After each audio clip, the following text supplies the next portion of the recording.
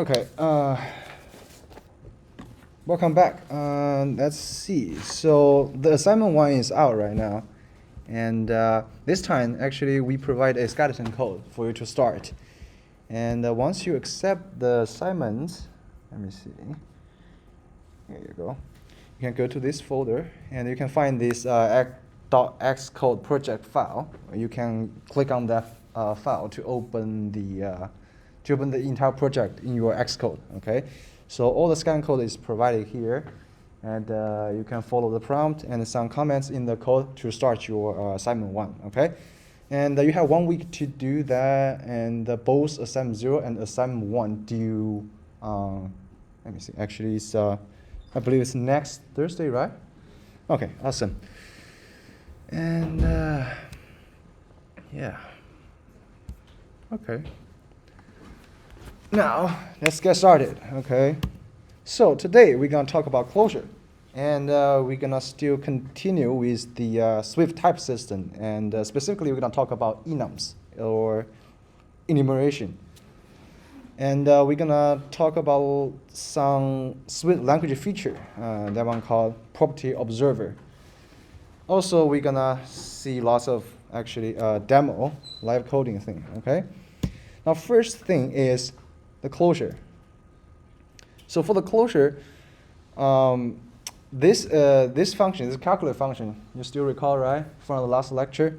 There's some difference here. So in this case, in this example, I use this operation OP as both external and internal name. Okay. By doing that, when I call that function, when I call the calculate function, I have to use the external name here. Okay. And this one is the inline function I talked before. Okay.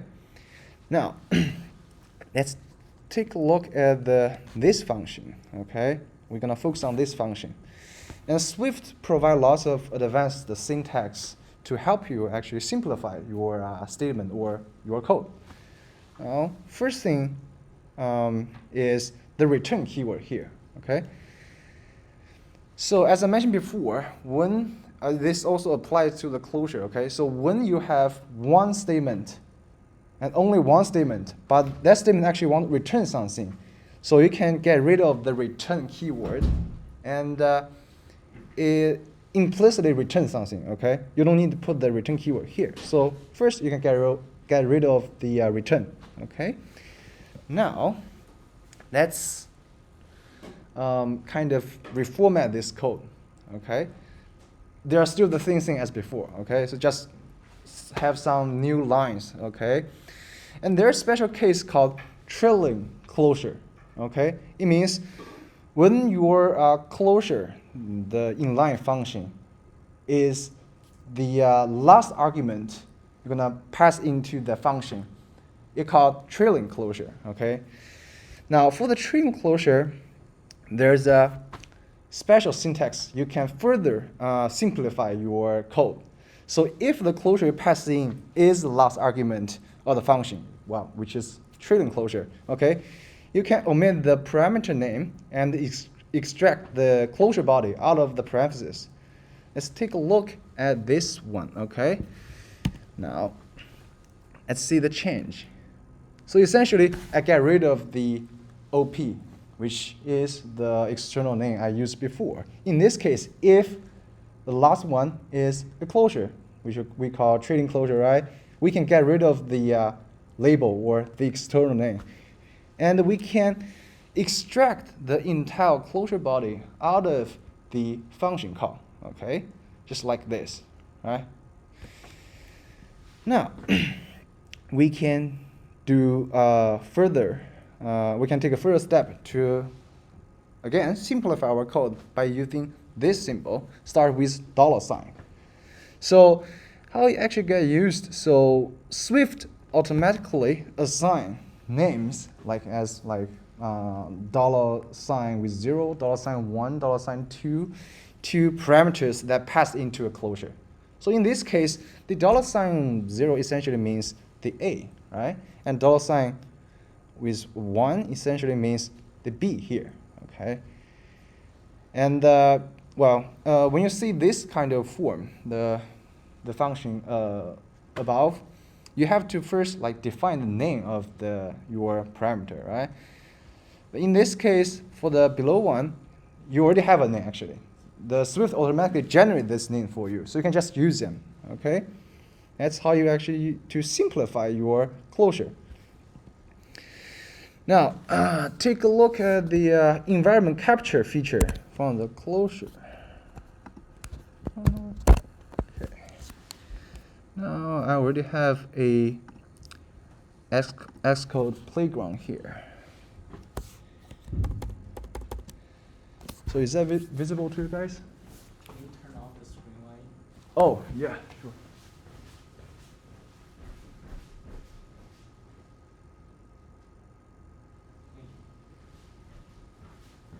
Yeah, I can switch to the light mode. Actually, I forgot about that. Give me a second. There you go. Better, right? Okay. Take a look at this code block. So first I have a mutable variable called value, right? I just gave an initial name. And this time I define a function, okay? This function, well, named as add, and takes, the first argument it takes is a number, and it's an integer, okay? And the second one is, again, is another function. And this function takes an integer and return nothing, okay? You have seen this type before, right? Since from last lecture. And inside this add function body, I call the OP function and pass the number. I pass the number into that function, okay? And by calling that function, I can do something like this, okay? So I say add 10, okay? And this one is the simplified version of the trailing closure you see, okay, before. And this time, I'm going to use this number. Well, in this context, this number actually is the 10 you just pass in, right? Is it actually clear for you guys? All right. Then you add the number to the value. In this case, you actually capture the environment value or environment object and variables. In this case, this value from the environment is captured inside this closure, okay?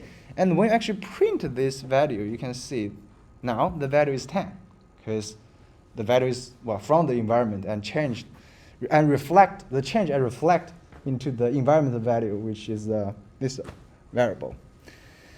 And actually, you have seen the closure thing a lot of times so far. Now let's go back to our Xcode. So all these things you can see here, for example, like all this content inside the body of HStack, they are actually a closure, okay? They pass into the constructor of HStack. Yeah, let me see. Yeah, that's how closure works. And you can see all the button here. For example, last time we defined some behavior when you click on the change color button, right? And now this function inside this function body is a closure. And also it captures the environments. Well, you can see I use the group label color here, okay? And this group label color doesn't exist in this local scope. Instead, you actually declared and used in the scope of this entire struct, okay? This one here. And when we say self.group label color, the Swift compiler gonna capture that thing and throw that into the heap. Okay, that's how you actually move the global thing around. Okay. Now let's go to the next topic. Oh, is there any question about like the closure thing or anything? Oh, good. Okay. Now let's get into the Enum. So the Enum is a data structure for presenting something that has only discrete states. So for example, take a look at this code example here. So the enum again starts with the enum as a keyword to declare enum, okay? And the name is flight status, okay? And inside this body, inside this curly brackets, we can see there's 4 cases, okay? The case, again, is a keyword, is used to decline the different states or different states or different cases inside this enum. So for example, you can have the case 1 is, well, the flight got canceled, okay?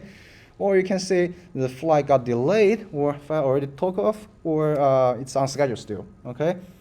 And the enum, the way how you declare enum is pretty simple. You can just say flight states dot canceled. It represents it stands for a discrete state. Okay, in this case, it stands for canceled. Okay, and you can see the type of this current status is flight status. Okay, that's the enum we declared. Okay, and the enum is just like a struct. It's a value type. So still remember like what kind of value type actually does, right? So it passed or assigned by copy. Okay. Now let's take a look at like we can utilize type inference from the Swift to simplify our typing. Okay. For example, we can just say flight status dot canceled, and in this case, the compiler can it's smart enough to infer the current status variable is already a flight status type, right? Or you can put that type annotation to the left and get rid of the flight status on the left, okay? Now, let's take a look at the switch statement. So have you heard of this thing before, the switch, right? I believe it's also in the C++, right? So yeah, it's basically the pretty similar case here. So you can switch on the current status and use different cases. So in this case, it's a canceled state, right? So we can get into this first case block and print the cancel. But there's some difference between the switch in other languages. So in Swift, the switch doesn't automatically fall through. So essentially, the compiler automatically generates the break statement after each, at the end of each case. So if it got matched with this one, okay, and we have the canceled printed out, right? This time, you just jump out of this switch statement, okay? It won't fall through. And again, we can utilize the type inference here. So there's lots of typing before, right? And if you switch on current status, well, the compiler already know it's a type of flight status, right? So you don't have to put all this, redundant flight status thing before. You can just say dot canceled or dot delayed or dot unscheduled, well, so on. Now, let me see. Yeah, so one key thing is the switch statement in Swift doesn't fall through automatically, okay? But you can do that if you want. Well, sometimes you may want that behavior. There's a keyword called fall through, I believe, and that kind of material is on our this week's optional materials, and you can look that up, okay? And another thing is the default keyword. So the Swift actually have to ask you to implement all the different cases for a enum, or just you have to be explicit about all the cases, okay?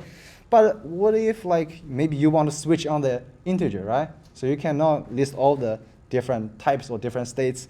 You got one called default, okay?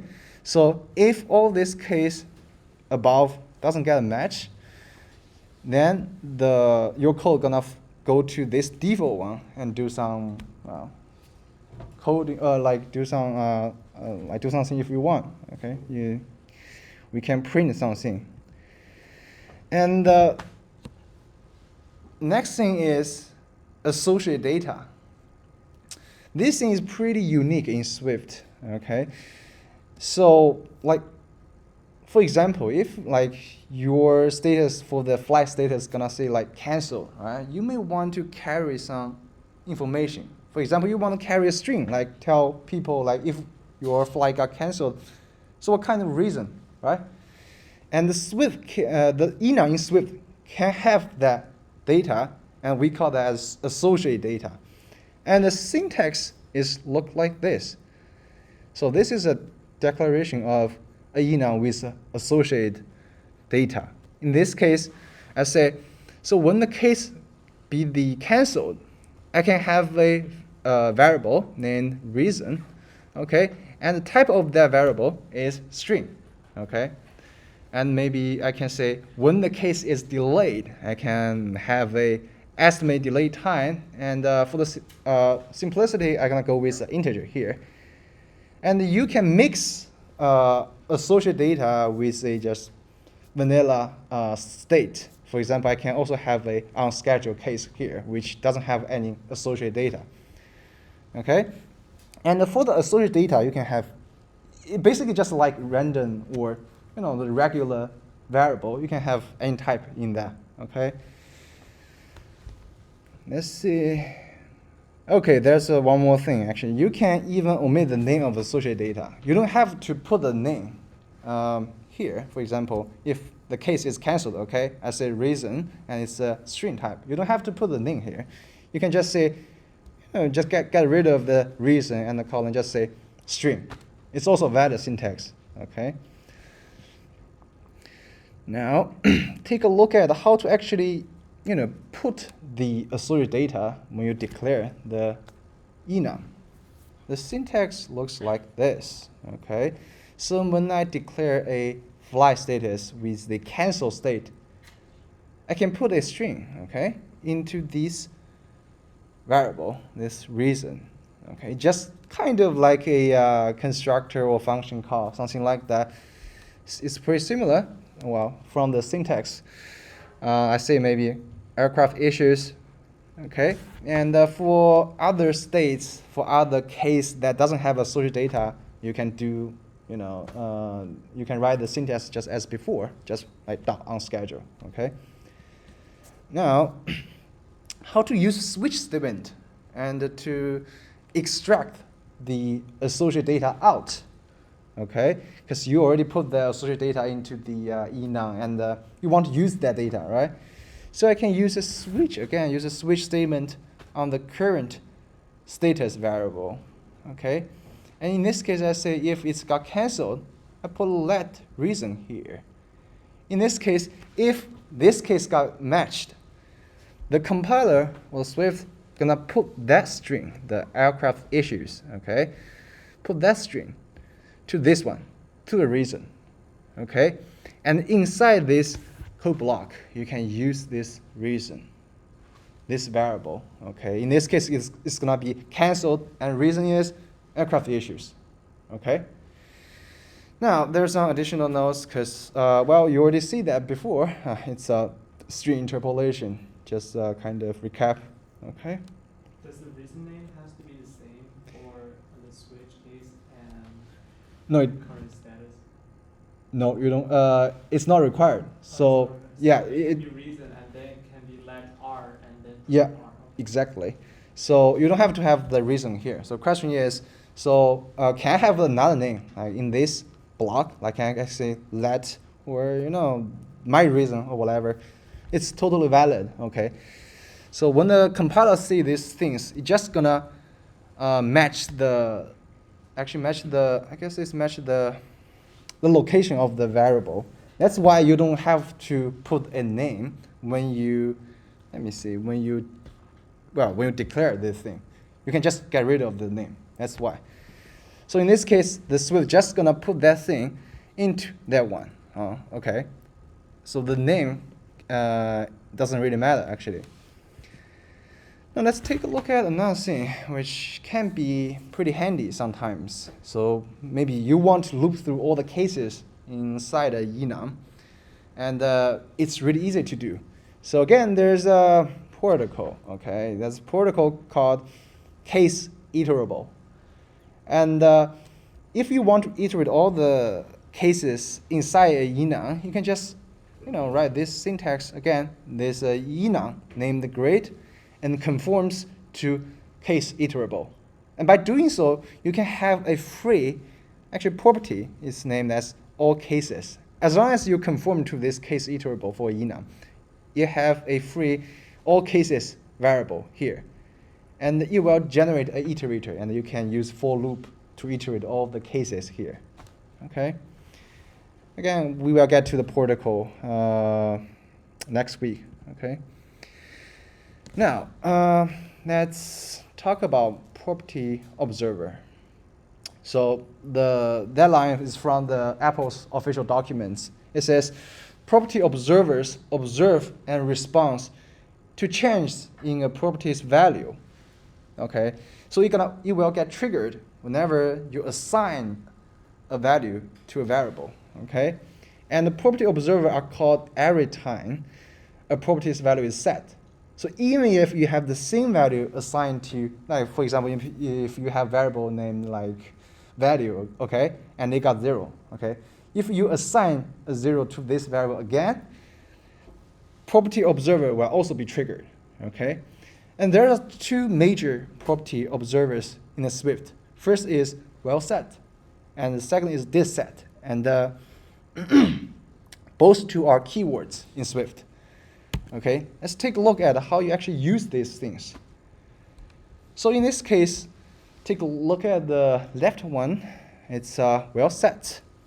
So you can, so first you have the variable, right? Just var number and assign the 5 to that as the initial value.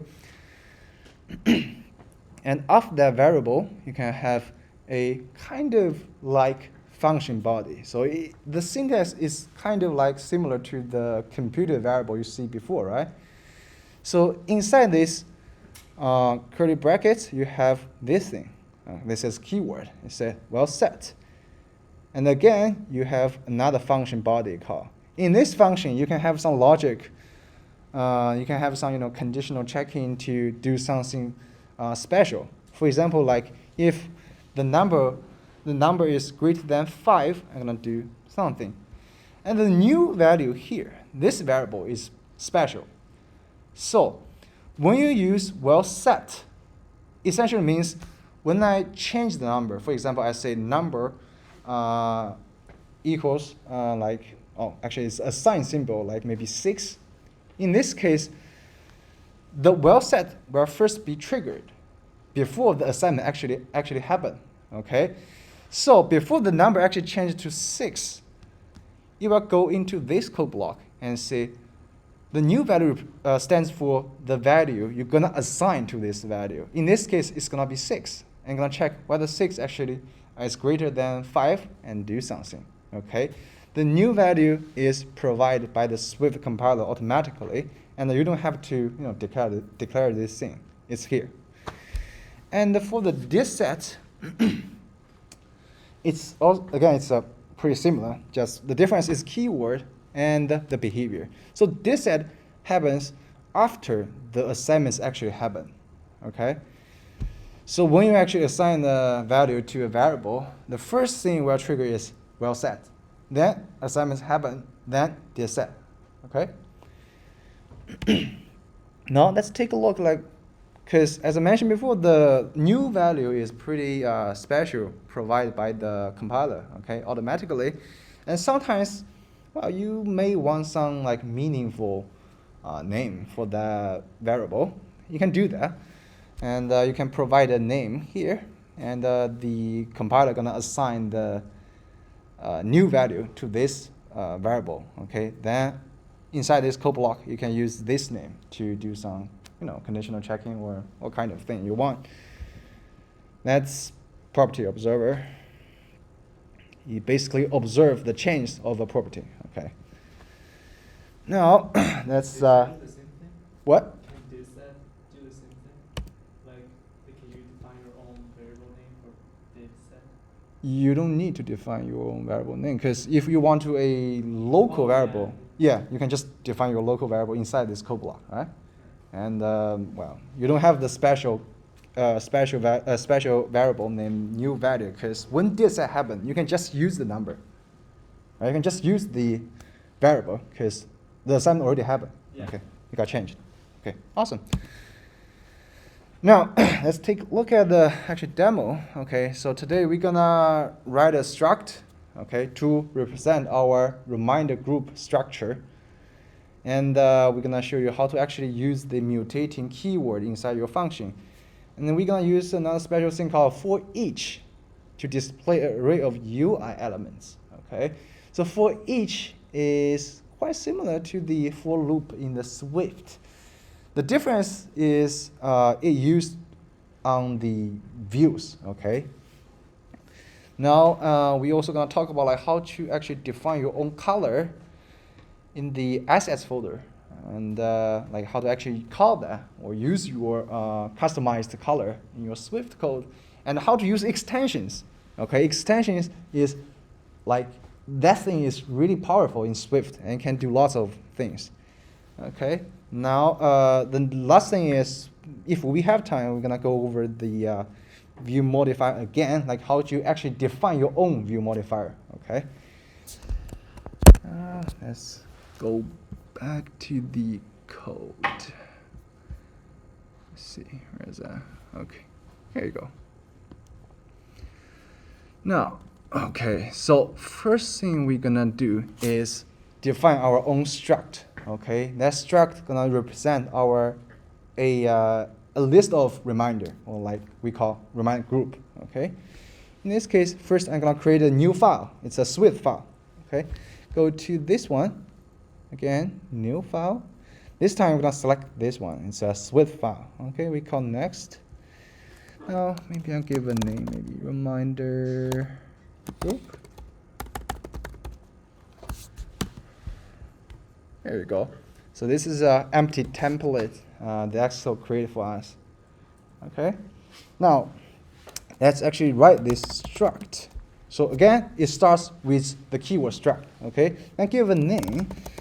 It's called reminder group. Okay. And we have, let's see. So we want to represent our reminder group inside this struct. So let's actually take a look at our view we just defined before, like what kind of property we want to have inside a reminder group. Now, before we actually do that, let me show you another trick in Xcode. So there's a button here. It's an add editor on the right or on the left sometimes. So you can click on this. You can see you have you have two panels side by side. Okay, that's how you put things side by side in Xcode. Okay, now go to this panel. I'm gonna switch to the reminder group here. Okay, let me actually first reorganize this thing. Okay, there you go. We can also minimize this preview thing. We don't need this one. So let's see what kind of property or what kind of thing we need. First thing is the name, right? So we can see from the left we have a group name. So we can put that name into our reminder group. So maybe we can say, let's see, we can say name, okay, and we can give a default value, maybe say unnamed group, unnamed reminder group, whatever. And the next thing is we gonna store a list of reminders here, okay? Now let's declare a list or array, okay? Let's call that as reminders. And the type, this time I'm gonna use this one. It's called UUID, okay? So we are not gonna actually store any reminder inside this array. Instead, we're gonna use a thing called UUID. And UUID essentially is a universally unique identifier, okay? So it's kind of like a unique integer, but it's just more complicated, okay? Now we get this array, okay? And later we're gonna use this UUID to find the exact reminder we're gonna use, okay? Now the next thing is maybe we want a label color here. because you already see we use the list, this label color. Okay. Now let's just go with a label color, and the type is color, and we're gonna go with by default we're gonna go with blue. Okay. And the compiler actually gonna give some warning. Okay. So it says cannot find type color in the scope, because color is actually a new thing in Swift.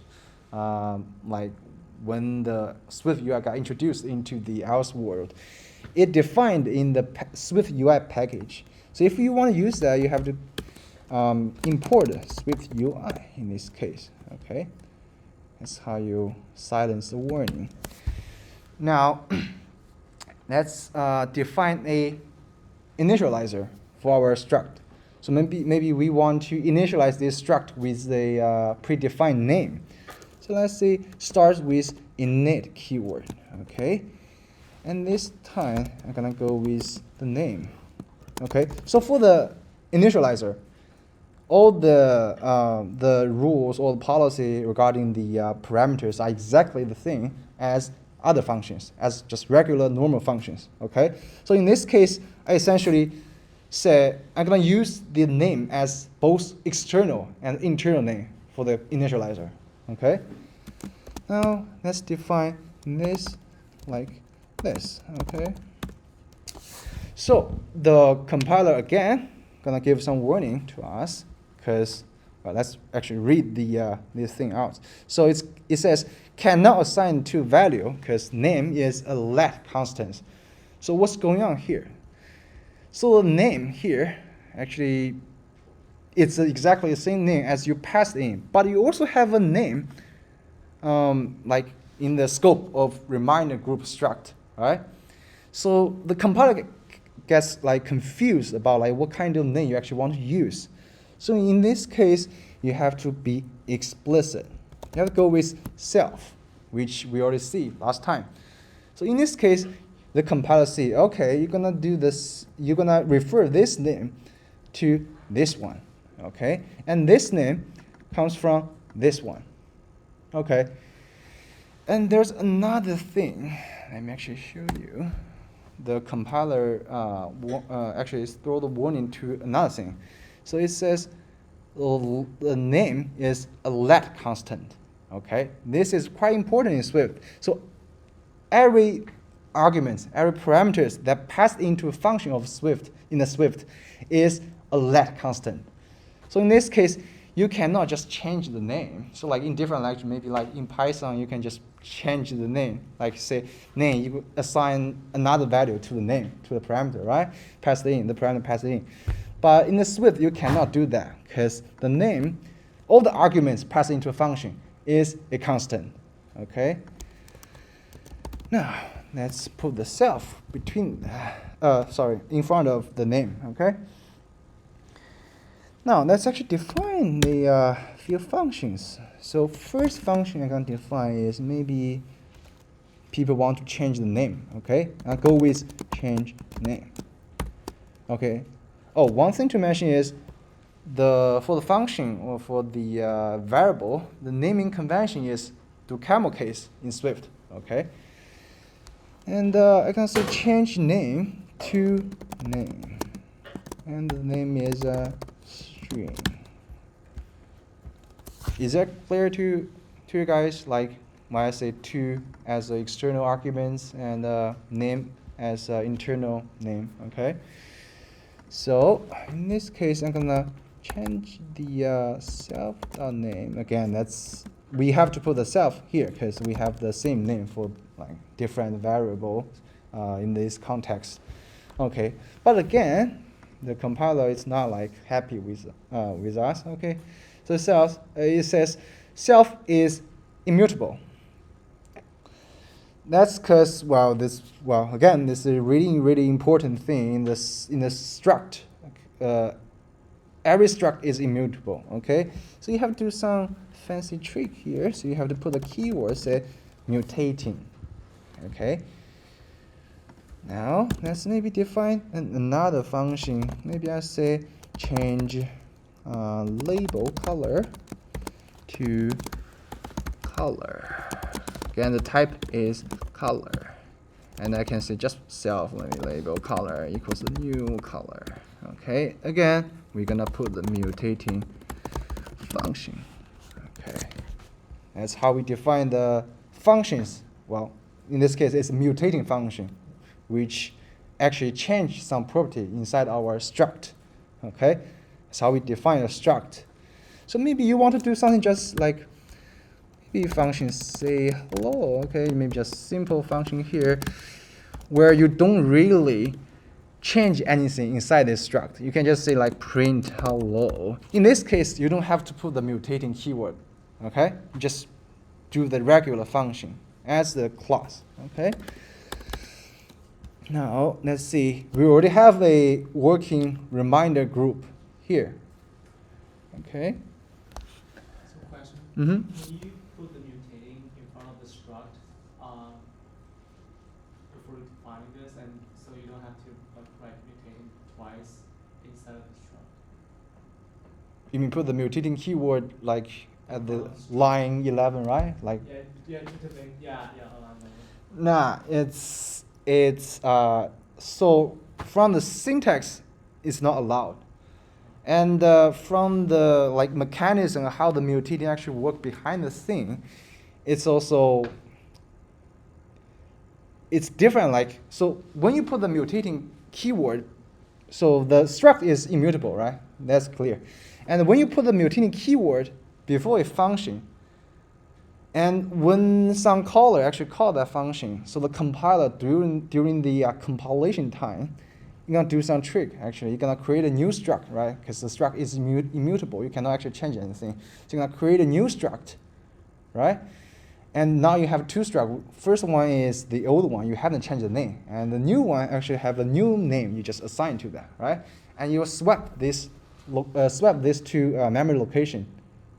Okay, that's how the mutating actually work. You still cannot change the internal property inside struct. Okay, it's immutable.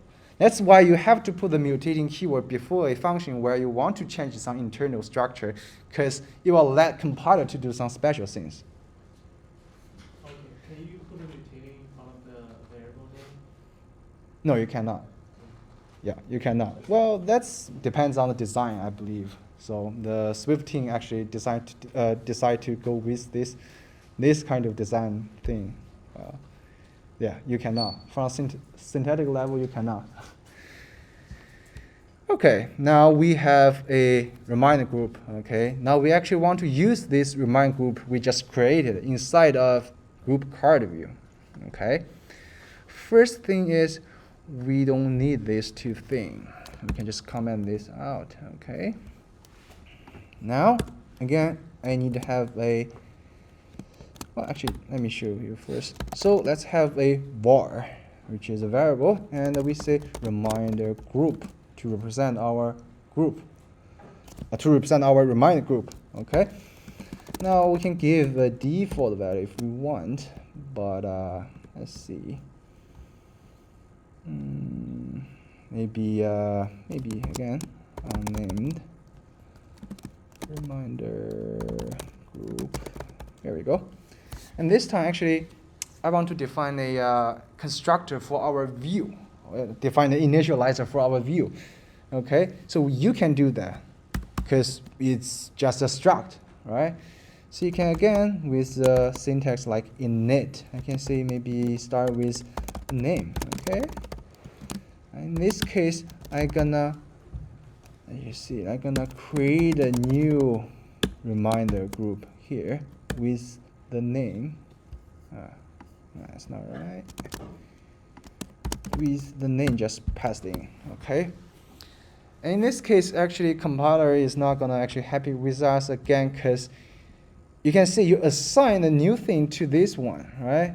And in the Swift UI view, you have to put the add state before, right? Because you want to change some internal thing. That's kind of mutating keyword you asked before. Like, can we actually put the mutating keyword before the variable name? You cannot in the vanilla struct, but you have this special add state in the view if a struct is conforms to view and in the view you can put the add state, it's kind of like a mutating thing in front of the variable name. But the add state actually have some more feature or more functionality in this case. It's quite complicated behind the thing. But yeah, it's kind of like mutating. Now, there's a few other things. Let's take a look at what kind of warning our compiler gives to us. Okay, the first thing is cannot find the group label color in scope. Well, it's obvious because we don't have that one right now, right? And we can do something like, let me see. Maybe we can say reminder group dot label color. Okay, this is total valid, and usually you want to do that. Okay, but let me show you another trick to do this more. It's not more efficient, but when you want to repeatedly use this thing, you can't get a little bit verbose because you have to put all this long name again and again, right? So this time we can utilize the computed variable in this context. For example, I declare maybe I just say label color. Okay, a type is a color. Okay, still remember the syntax for the computed variable, huh? And in this case, I'm gonna say return the reminder group dot label color. Okay, and again, you can just get rid of this return because it's one line code. Okay, and it returns. Okay, now I can just put the label color here. Okay, so in your code, when things got a little bit complicated and you have to use this thing like again and again, you can utilize the computed variable to save you some time. Okay, now we can actually do the same thing to this thing. It's called group name. Okay, this time we have group name and the type is string, and it comes from reminder group dot name. Okay, now let's take a look at the compiler. So it's still not happy with us. Okay, let's take a look here. Okay, so in this case, it says self.group label color. Well, let me actually open up the arrow. So in this case, we cannot directly change the label color here, but we already have defined a function here. Let's take a look at this. We have a mutating function, okay, named as change label color. So let's first comment this out. Okay, let's see. Self reminder group change label color 2. Okay, and we put this expression, the ternary expression here. Wait, let me check.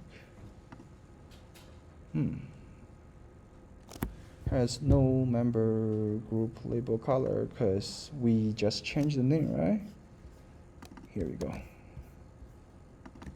That's how you do this. And again, let's fix the warning one by one. Okay, now let's take a look at this thing. Okay, so there are lots of arrows say missing arguments for, well, lots of things. Why is that? Well, you still remember, like early I mentioned, when you don't have a initializer explicitly define your struct or class, you get some free initializer, right?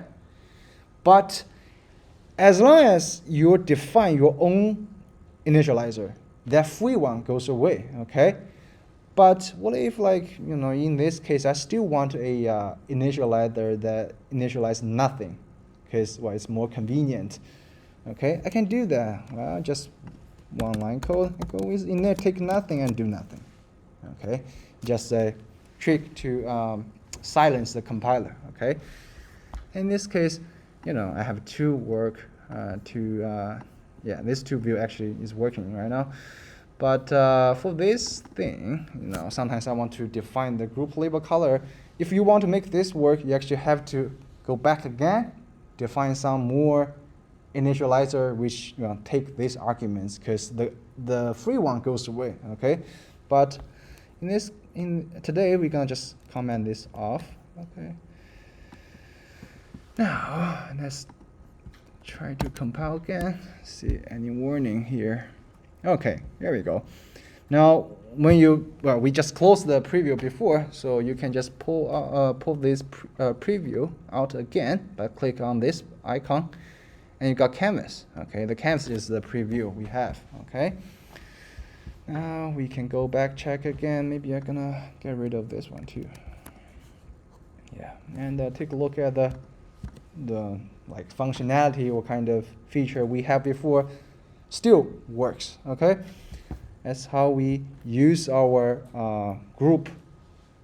Use our struct. Define your own struct and use your own struct in the Swift UI. Okay. Now, next topic is how to actually add some customized color in our project, in our Xcode project. Now, from the first lecture, I believe, or second lecture, I mentioned there's one folder called assets. Well, whatever. Well, essentially, this thing is designed for containing some art resource or elements for your app to use. Okay, in this case, we're gonna declare our own our own color in this folder. Okay, now you can see there's a add button here. You click on this, you can see there's lots of things, right? Today we're gonna go with color set. Okay, click on the color set, and actually we're gonna give a name. Let's check what kind of name I gave before. Okay, the name is card background color. Okay, so here we go. Now you can see the Xcode actually generate two different colors. Okay, the first thing is called any appearance. So it means by default we're gonna go with that one. Okay, and if the user setting is dark, we're gonna go this one. Okay, now how to actually modify this color? This time we're gonna use the property panel. We mentioned it during the first lecture here. Okay, click on this, you can see the property panel actually pops up, and you can add lots of different things here. Okay, in this case, I select on dark.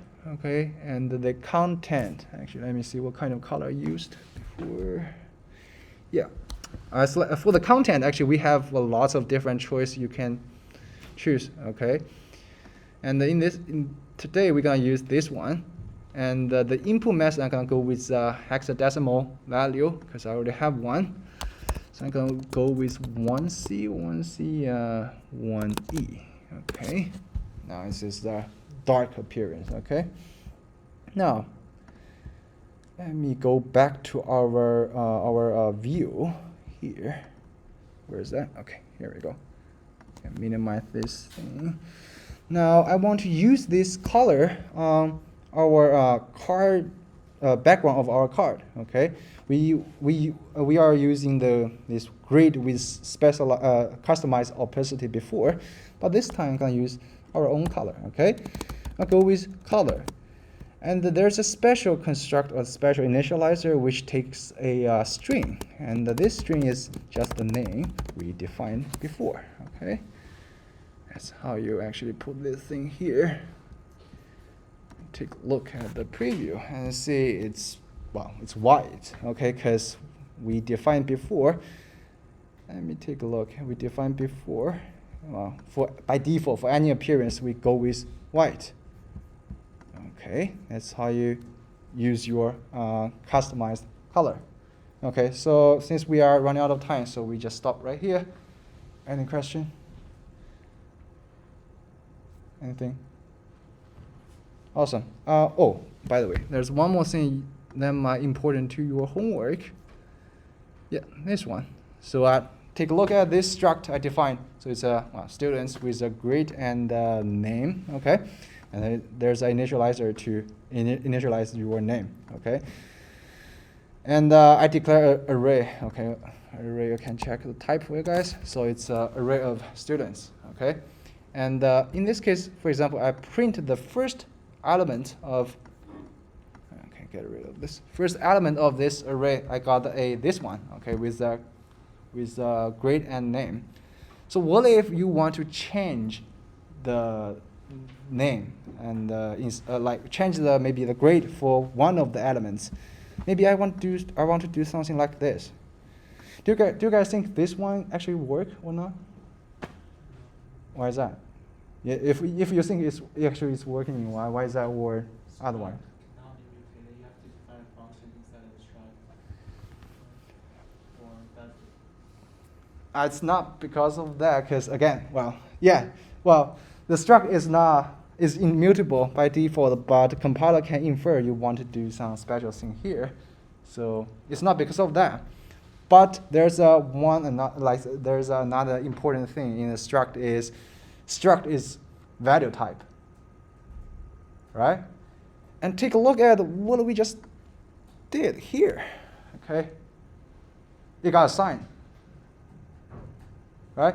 I use the index-based for loop to loop through all the students here, okay? And I access the student by using the index, okay? And assign to new variable.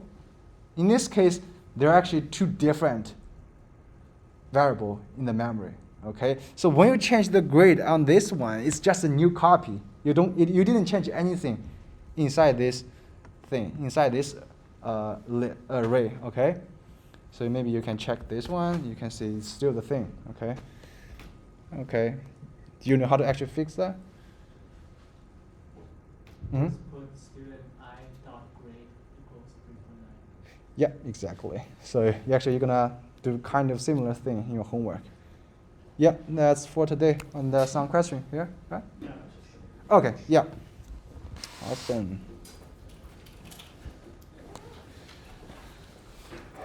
Oh, and one more thing is, so in the homework, the skeleton code I provide you, it contains something I haven't covered yet. So it's about extension, and I was supposed to do that today, but maybe I'm gonna record a additional video, maybe, or if you guys want, or maybe I can do that on next Thursday. Sorry, on next Tuesday. What do you guys think? So I can record an additional video, or do next week. What do you guys prefer? Okay, next week. Yep, awesome.